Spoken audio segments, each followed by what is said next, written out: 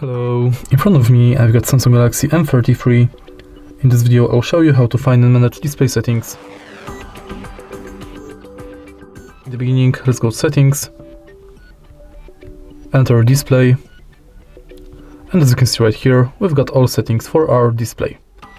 Let's start with the top of the list, where you can change light and dark mode of your screen. And also in dark mode settings, you can schedule the dark mode. Next, you can change display brightness level, manually or via adaptive brightness. Then you can change motion smoothness between adaptive, standard, enable or disable eye comfort shield, and also change its intensity and schedule it. Then you can change font size and style.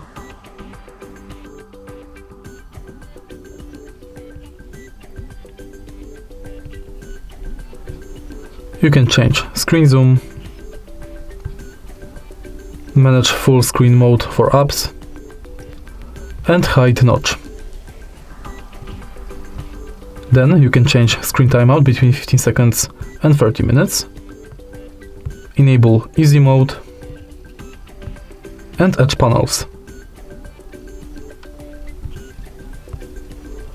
Next, you can manage navigation bar, change it between buttons and gestures, and also you can manage those settings.